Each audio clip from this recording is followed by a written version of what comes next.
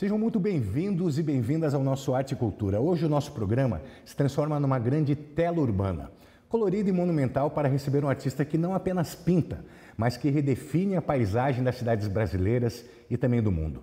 Ele é o primeiro grafiteiro a deixar a sua marca nas 27 capitais brasileiras em várias cidades ao redor do mundo. Em Curitiba, sua arte é inconfundível, assinando murais icônicos, colossais, gigantescos, de lendas paranaenses como Helena Collodi, Poti Lazarotto e Paulo Leminski. Gardepan, um grande prazer recebê-lo. Obrigado por aceitar o nosso convite. Prazer é meu, Adriano. Muito bom estar aqui com vocês, poder falar um pouco aí sobre a minha arte. Gardepan, vamos começar explicando a origem do seu nome, por favor.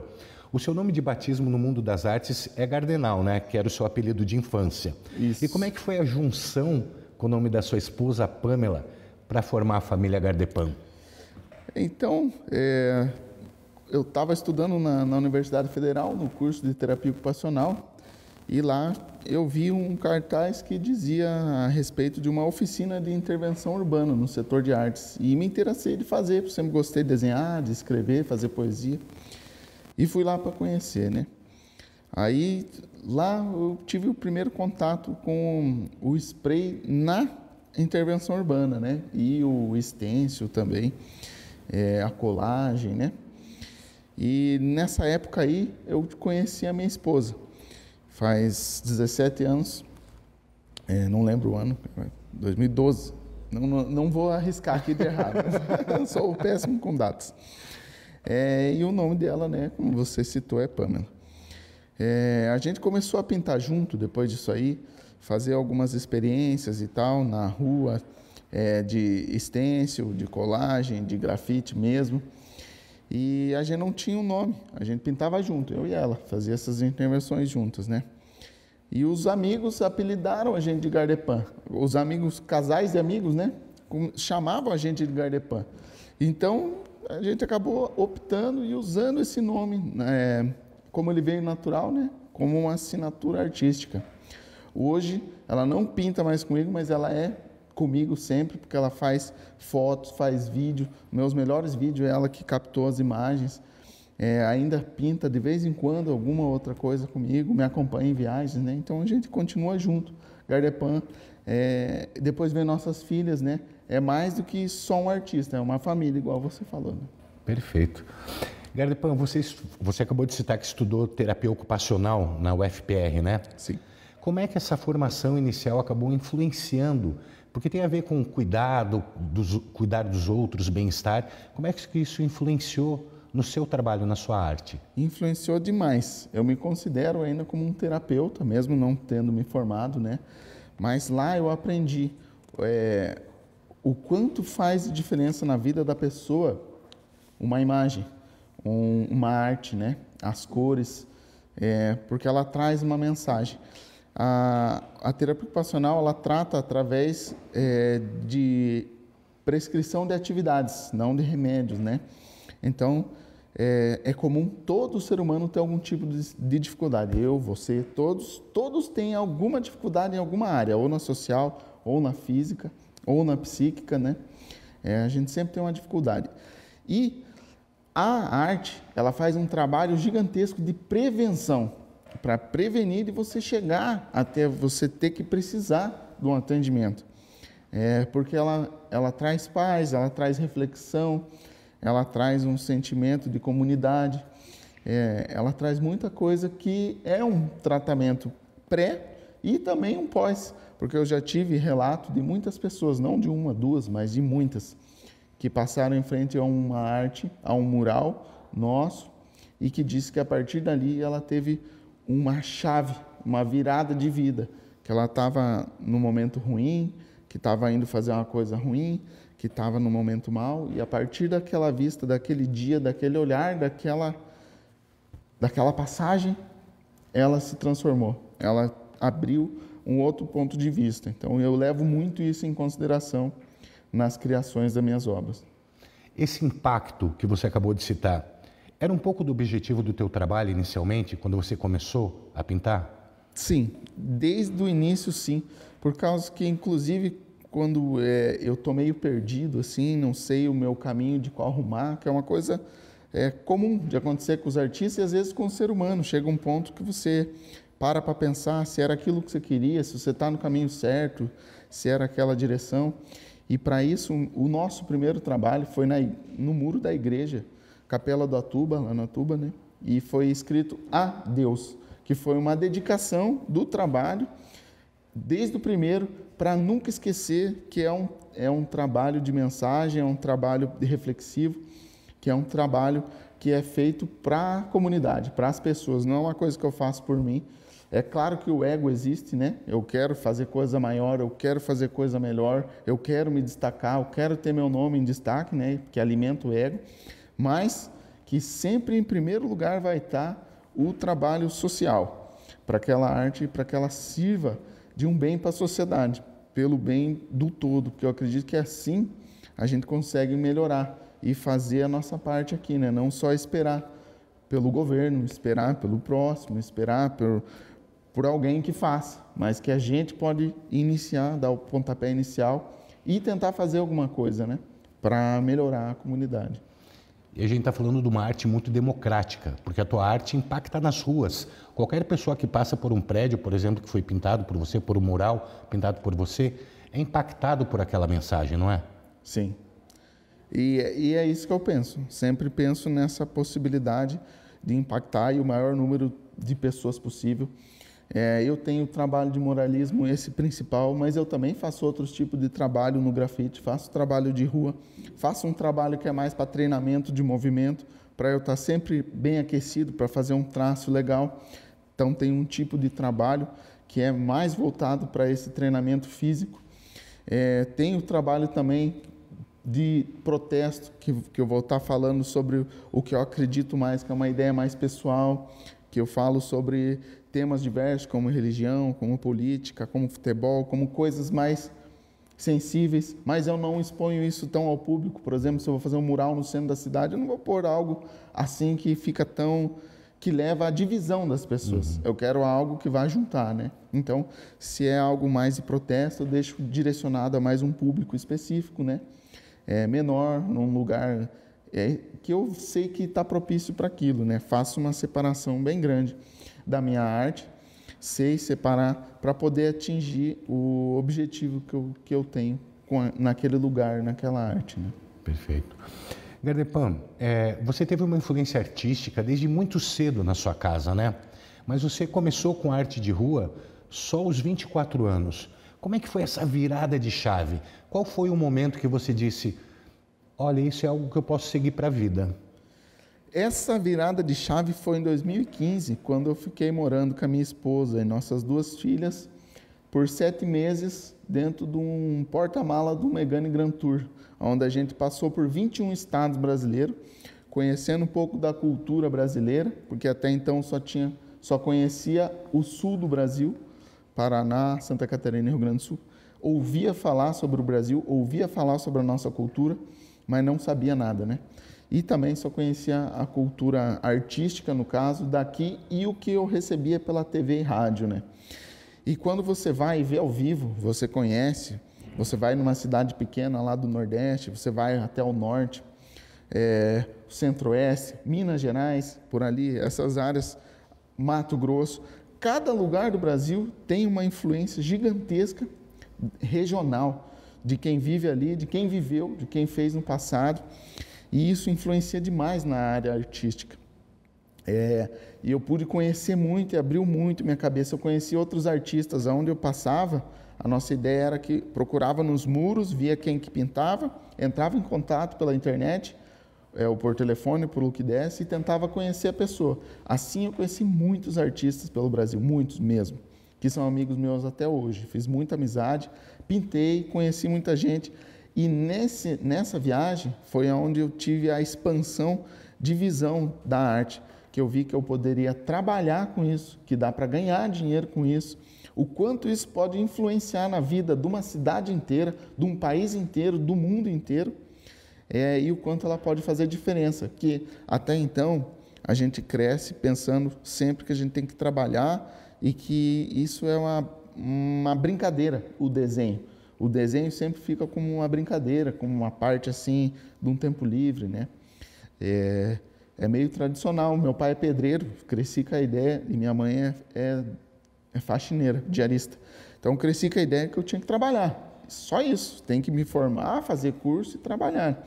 E jamais que o desenho poderia ser uma fonte de trabalho, a música ou a poesia, né? Depois dessa viagem eu vim com a cabeça diferente, mas mesmo assim eu não forcei nada. Eu comecei a pintar em 2012, 2013, essa viagem foi em 2015.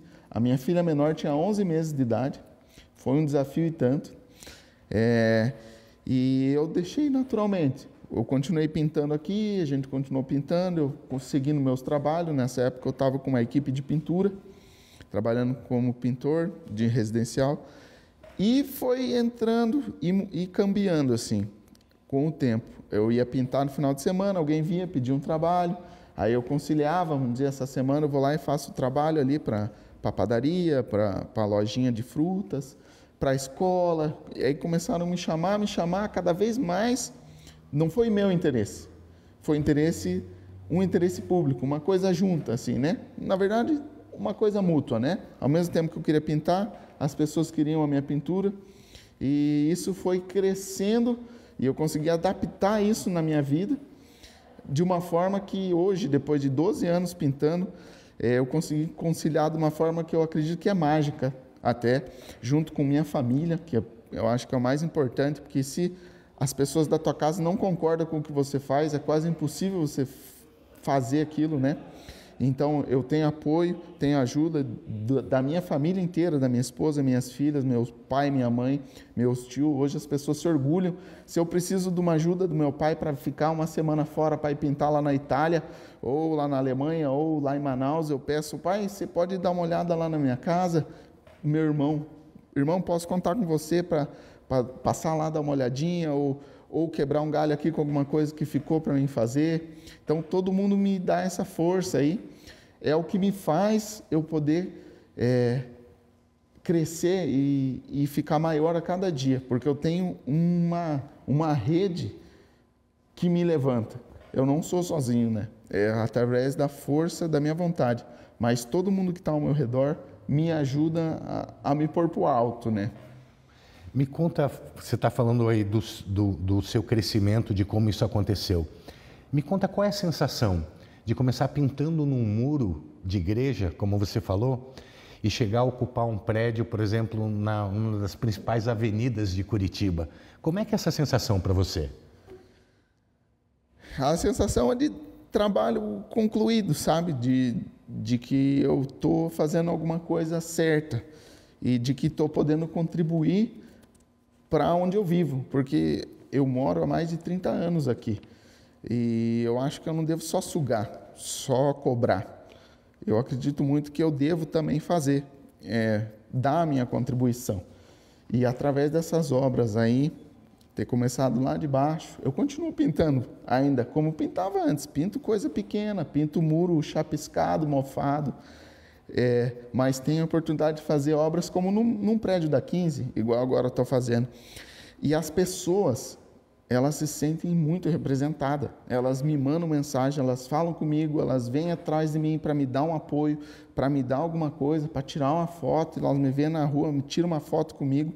Eu nem esperava tanto, mas dá uma sensação de trabalho concluído, de uma benfeitoria pelos outros, assim, e que está no caminho certo, sabe? Esse é o sentimento que fica difícil de explicar.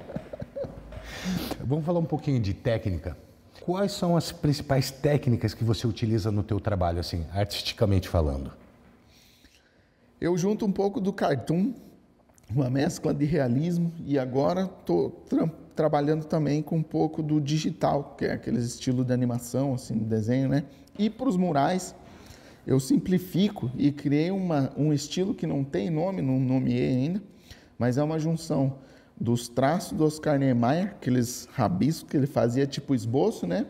Com o traçado do Poti, que o Poti é a minha maior inspiração no trabalho de mural, que eu cresci vendo os murais dele aqui, né?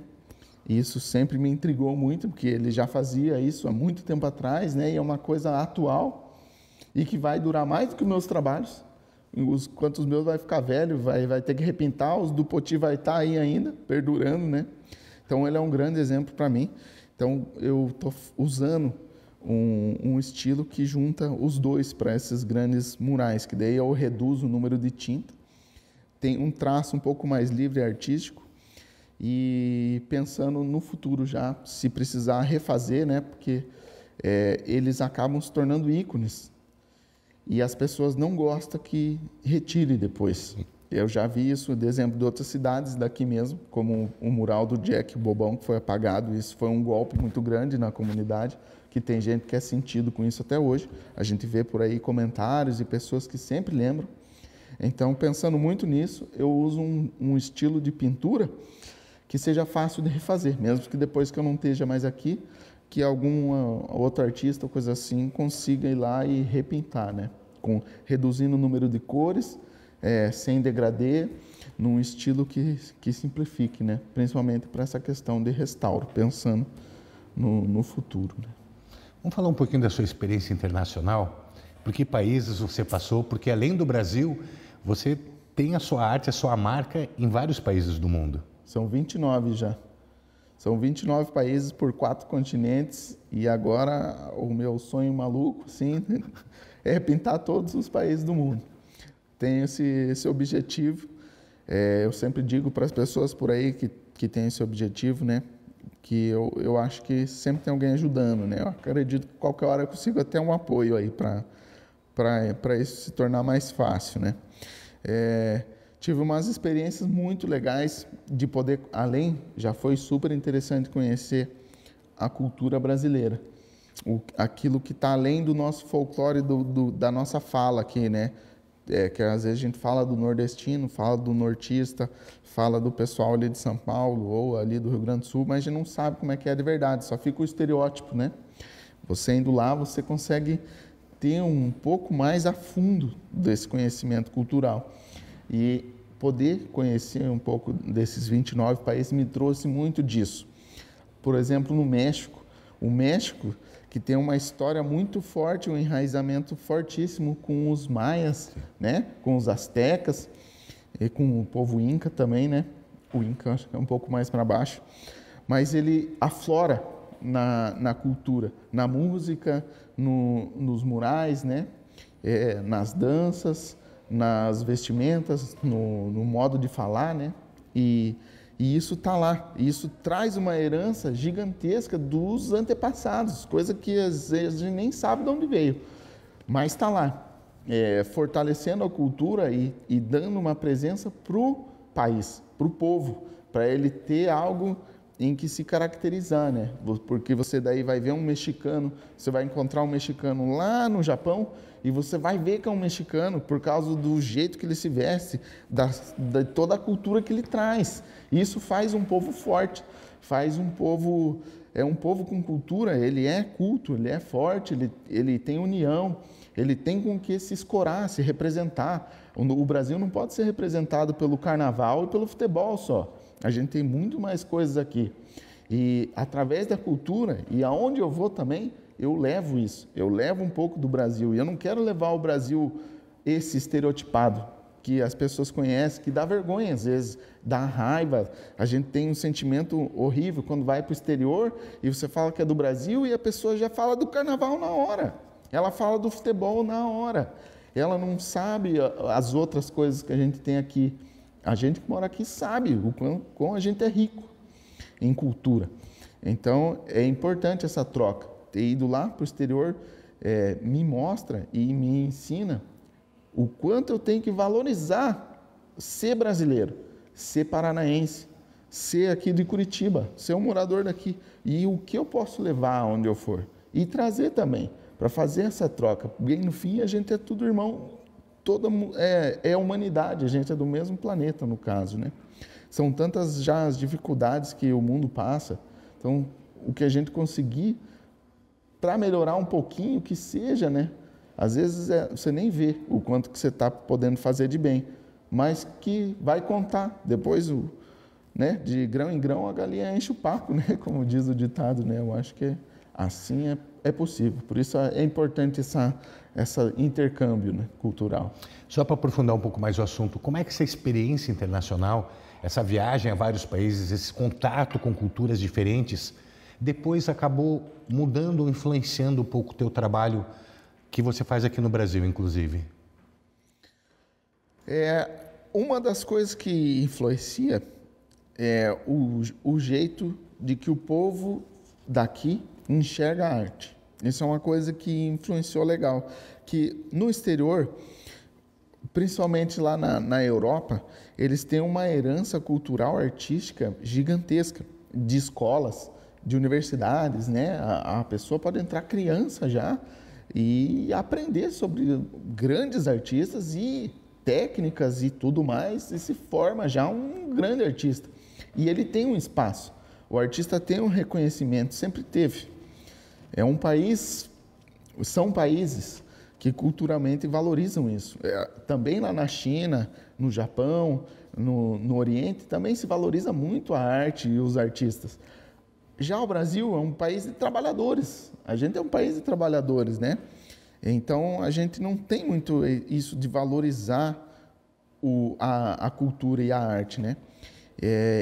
Essa visão que eu trouxe de lá me faz eu tentar impor ela aqui, colocar um pouco aqui. Através de desenhar o Paulo Leminski, fazer uma representação da Helena, do Poti, eu estou valorizando os nossos artistas e mostrando para a nossa comunidade que a gente deve valorizar os nossos artistas, deve valorizar a nossa cultura, que ela merece, né? Que a gente pode ser um país de trabalhador, mas a gente pode ser um país trabalhador que valoriza a cultura, que valoriza o artista, né? E não só o artista aquele da TV, né? O artista, o poeta, o escritor, o músico, o dançarino, o pintor, para ele ter um lugar mais fácil, porque é tão difícil, né? Ser artista, ser esportista aqui no Brasil é tão difícil, né? Ser músico é muito difícil. A gente não tem muito apoio. Quando tem um patrocínio, ainda eles querem a nossa alma. Sempre você tem que dar algo muito mais em troca por uma coisa tão pouca, né? Às vezes você só precisa de dinheiro, mas não vão dar dinheiro, vão te dar isso, vão te dar aquilo, e você vai ter que fazer um monte ainda por aquilo. É sempre suado, né?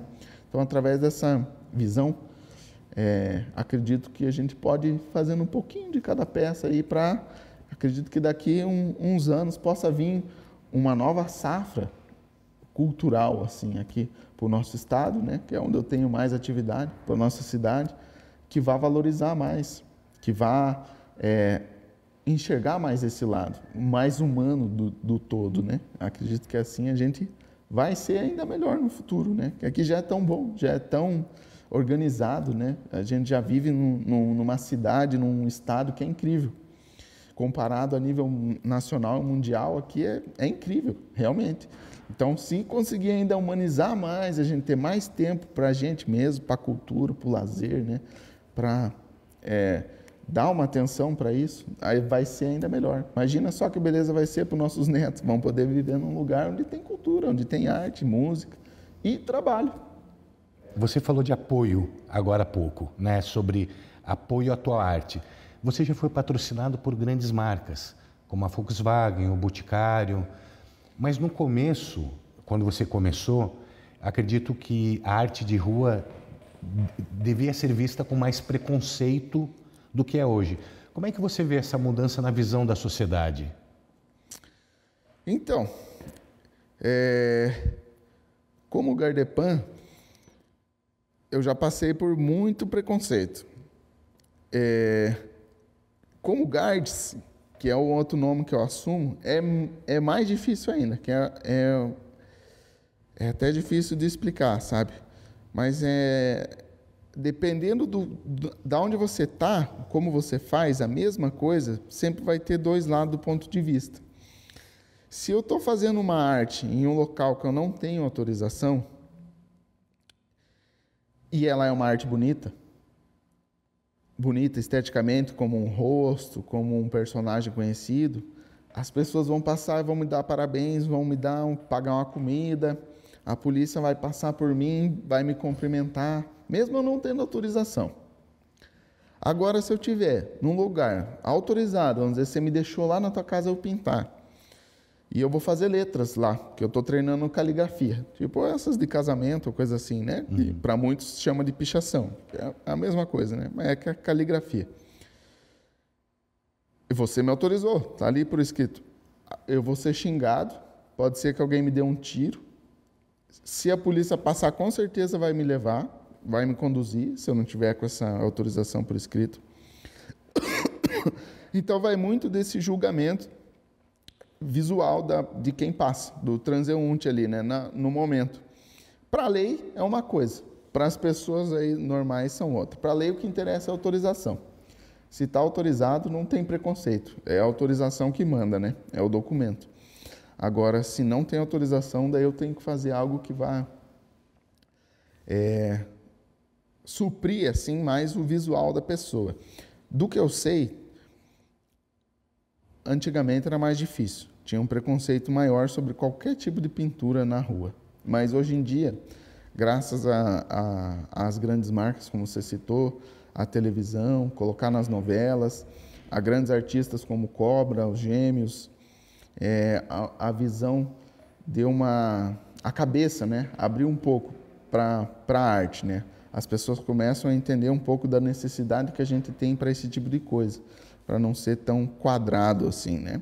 Mas também pontos e pontos de vista, né? A gente tem agora algumas ondas de pessoas que estão indo contra a intervenção urbana muito forte, né? Por causa que eles estão vendo o poder que tem a intervenção urbana de mandar mensagem, né? O poder que ela tem de comunicação. Então, ela é muito perigosa, né? Então, por isso, eu vejo que tem um lado da sociedade que está tentando ter um controle maior sobre isso, né? Porque se eles não tiverem o controle, pode virar uma bagunça, no caso, né? E está bem alta essa tecla que estão batendo, né? Gardepan, para finalizar, qual o seu próximo passo após finalizar lá o mural do Parque das Cidades? O que tem na sua cabeça? O próximo é o Plá, que é um grande artista aqui da cidade. Ele já é um senhor de idade, tem mais de 70 discos gravados. Ele está sempre ali na 15 de novembro, né? Ele usa as roupas que ele mesmo faz, toca violão, anda de bicicleta. Ele é um exemplo de mobilidade, né? Porque ele anda de bicicleta, não tem carro. E é um artista que não é mundialmente conhecido e tal, mas ele é uma figura pública aqui da cidade, como a Mulher da Cobra, como o Oil Man, né? E ele, eu acho que é uma pessoa que tem que ser valorizada. Eu falei com ele, pedi se dava para fazer a arte dele e tal, e vou fazer. E essa é mais uma arte independente, eu acho isso interessante de citar, por causa que muitas pessoas acham que eu trabalho para a prefeitura, muita gente mesmo acha que eu faço meus trabalhos que têm a ver com a prefeitura, ou que são trabalhos encomendados pelo Estado e tal, mas não são. Por incrível que pareça, são obras independentes que eu tive a ideia de fazer, que eu fui atrás, consegui autorização, consegui material. Paulo Leminski, por exemplo, teve ajuda de mais de 1.000 pessoas, pessoas que doaram dinheiro, empresas que doaram dinheiro. Tive um amigo meu que fez rifa para me doar dinheiro, um amigo que veio de longe me trazer dinheiro, minha família deu dinheiro. Eu fiz um cavalete pedindo Pix lá na 15, recebi muitos Pix. Recebi doação de tinta, recebi doação de bolsa para me vender de um pessoal lá do interior e muita gente que divulgou através de foto, muita gente que ajudou. Helena Colodi, eu pintei uma loja de tinta pela tinta e com o dinheiro de outros trabalhos eu consegui fazer. O Poti foi a mesma coisa, foi através de tintas doadas de uma loja que eu consegui pintar. Agora esse do Plá vai ser a mesma coisa, eu estou com um apoio agora de tinta que vai me dar as tintas. Não é fácil, mas tem um gosto mais saboroso, por causa que mais pessoas se sentem dona. E essa é uma das ideias que eu quero levar sempre, de que junto, unido, a gente consegue trabalhar em prol de algo maior, que a gente não precisa esperar pela prefeitura, pelo vereador, não precisa esperar pelo diretor, pelo prefeito, por alguém importante, que a gente é importante o suficiente para transformar o que está ao nosso redor, que se unindo a gente consegue fazer coisas boas. Se a gente tem uma praça que está quebrada, a gente não precisa esperar pela prefeitura, a gente pode se unir lá, arrumar. A escola, a mesma coisa, podemos fazer um mutirão pela escola para fazer uma horta, para fazer uma pintura, para dar uma melhoria, para eles se sentirem lá que a gente se importa, né? Já participei de várias coisas assim e sou um incentivador desse tipo de coisa, de que a gente se una em prol de melhorias para a sociedade, nunca esperar pelo outro, mas que parta da gente, né? Então essas obras, esses grandes murais da cidade são grandes exemplos do quanto a gente pode se unir em prol de um bem social. Gardepan, obrigado por aceitar o nosso convite, por compartilhar um pouco da sua trajetória épica, por continuar nos inspirando com a sua arte nos murais que você tem pela cidade, em várias cidades do Brasil e do mundo. Muito obrigado e parabéns pelo trabalho. Imagina, eu que agradeço. Muito obrigado. Obrigado mesmo. Bem, a gente fica por aqui e a gente aguarda você num próximo encontro do Arte e Cultura. Até lá!